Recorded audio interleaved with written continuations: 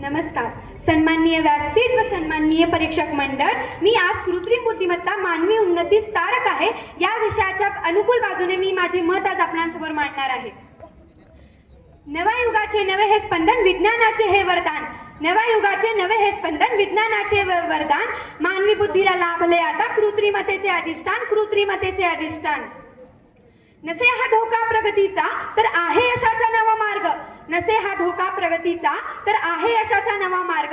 याच्या साथीने घडवूया आपण पृथ्वीवरचा नवा स्वर्ग, पृथ्वीवरचा नवा स्वर्ग. डिजिटल क्रांतीच्या मागील शतकातील ही सर्वव्यापी व जीवनस्पर्शी दीप्ती रोजच्या रोज आणखीनच दैदिप्यमान होत आहे. कृत्रिम बुद्धिमत्ता म्हणजेच आर्टिफिशियल इंटेलिजन्सी म्हणजेच AI मानवी कौशल्यांना सर्वोत्तम समर्थन कसे देऊ शकतो यासाठी कालमानानुसार अधिकचे संशोधन होतच राहणार आहेत. AI हे जनरेटिव्ह मॉडेल्स वापरून काम करतो. आज प्रत्येक क्षेत्रात AI चा सर्रास वापर होतो आहे. मग ते क्षेत्र शिक्षण असो, आरोग्य असो, संरक्षण, कृषी, पर्यावरण अशा सर्व क्षेत्रात AI आज महत्त्वाची भूमिका बजावत आहे. आज गृहिणी घरच्या छोट्या मोठ्या कामांसाठी AI जनरेटिव्ह मॉडेल्सचा वापर करत आहे. याने त्यांचे काम सोपे होत आहे. पूर्वीच्या काळी संपूर्ण वेळ घरकामात घालणारी स्त्री आज सगळी कामे वेगाने पूर्ण करून ती आर्थिकदृष्ट्या स्वावलंबी बनत आहे. आज घरकाम करणारी स्त्री ही AI च्या मदतीने लाखो रुपये कमवून भारताचे राष्ट्रीय उत्पन्न वाढवण्यासाठी हातभार लावत आहे. मर्यादा ओलांडून मानवी बुद्धीच्या विचाराने रचलेला हा नवा इतिहास आहे. मर्यादा ओलांडून मानवी बुद्धीच्या विचाराने रचलेला हा नवा इतिहास आहे. AI केवळ यंत्र नाही. AI हा केवळ यंत्र नाही तर अशक्य स्वप्नांना गवसणी घालणारे आधुनिक ब्रह्मास्त्र आहे. तर अशक्य स्वप्नांना गवसणी घालणारे आधुनिक ब्रह्मास्त्र आहे. मित्रांनो, कोणत्याही तंत्रज्ञानाचा जर आपण योग्य व जबाबदार वापर केला तर AI हा मानवी उन्नतीसाठी तारक ठरू शकतो.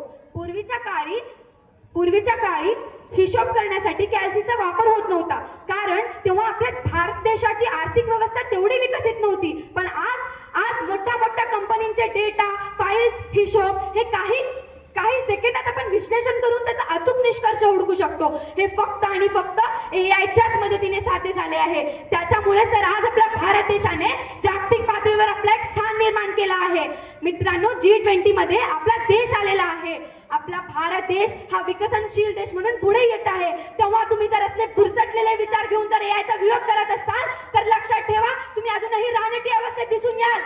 आज न्यूक्लिअर एनर्जी, अणुबॉम्ब वगैरे अशा संरक्षण क्षेत्रातील साधनांचा जर आपण आढावा घेतला तर आता जे तुम्ही इथे सुरक्षितपणे बसलात ना, ते शक्य झाले नसते. कारण समोरचा शत्रू जर एका बॉम्बने संपूर्ण देशाचा विनाश करत असेल तर तेव्हा तुम्ही काय हातात तलवार आणि भाले घेऊन लढणार आहात का? एवढेच माझे प्रश्न आहे. आज आपण उपग्रहाच्या माध्यमाने प्रत्येक क्षण सजग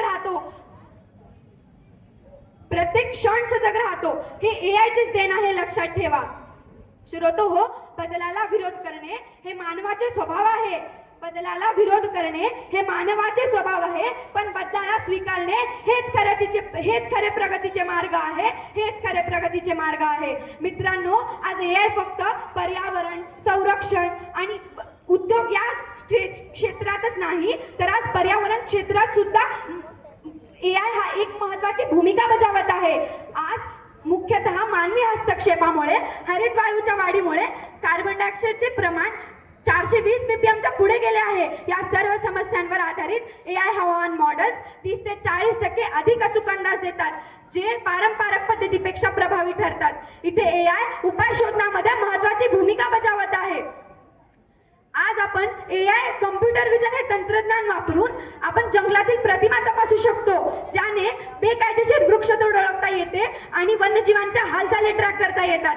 यामुळे आज काही देशात वन्य क्षेत्राचे नुकसान 20 ते 25% कमी झाले आहे.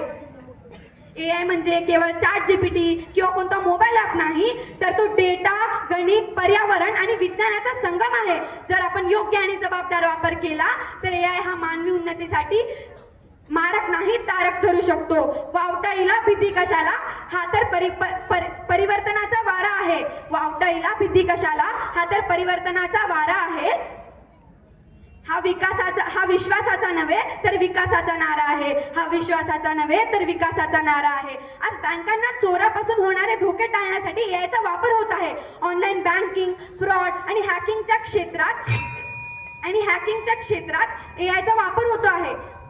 एआय मुळे काम करणे सोपे झाले. एआय मुळे कामाची गती वाढली. एआय मुळे कामातील धोके कमी झाले. एआय मुळे जीवन जगणे सोपे झाले. एआय मुळे शिक्षण सोपे झाले. म्हणूनच आज मी आत्मविश्वासाने सांगू इच्छिते की एआय मानवी उन्नतीसाठी मारक नाही तारक आहे. आताच माझी प्रतिस्पर्धी मैत्रीण म्हणाली की एआय हे आई होऊ शकत नाही. पण मित्रांनो, लक्षात ठेवा, आज स्त्री फक्त आई नसून ती सक्षम आई बनण्यासाठी एआयने त्या कडेवर घेतलेला आहे.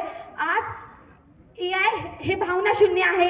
एआयला भावना आणि नाते कळत नाहीत असे प्रतिपादन करणारा माझ्या प्रतिस्पर्धी मैत्रिणीला मी एवढे सांगू इच्छिते की एखाद्याचा जीव वाचवताना आपण पैशाची मदत करू शकतो, आपण देवासमोर हात जोडू शकतो, पण आपण त्याचा जीव वाचवू शकत नाही. मित्रांनो, आज तुम्ही आरोग्य क्षेत्रातील प्रगती पाहता. आज आपण सगळ्या रोगांवर एआयच्या मदतीने विजय मिळवलेला आहे. म्हणतात ना, सर सलामत तो पगडी 50. मी माझ्या प्रतिस्पर्धी मित्रमैत्रिणींना एवढे विचारू इच्छिते जे इथे येऊन जोरजोराने ओरडून बोलत आहेत आणि आपला विषय मांडत आहेत. तुम्ही एवढे सांगा, तुमच्या छातीवर हात ठेवून मला एवढे सांगा की तुम्ही या मंचावर, या स्टेजवर येण्यासाठी एआयचा वापर केलाय की नाही? तुमचं भाषण तयार करण्यासाठी गुगलचा वापर केलाय की नाही? युट्यूबचा वापर केलाय की नाही? अहो, खोटं बोला पण रेटून बोला या म्हणीप्रमाणे तुम्ही एआयचा वापर करता आणि इथे येऊन असं बोलता की एआय तारक नाही मारक आहे. तुम्हीच विचार करा याचा. ज्या स्वप्नांना पंख नव्हते त्या स्वप्नांना दिलेले एआय ही विज्ञानाचीच भरारी आहे. झेप तंत्रज्ञानाची, बुद्धी मानवाची आणि झेप तंत्रज्ञानाची हीच आहे खरी क्रांती 21व्या शतकाची. हीच आहे खरी क्रांती 21व्या शतकाची. मी अजूनही एवढे बोलते की एआय हा मानवी उन्नतीसाठी मारक नसून तारक आहे. एवढे बोलून मी माझ्या वाणीला विराम देते. जय हिंद, जय भारत.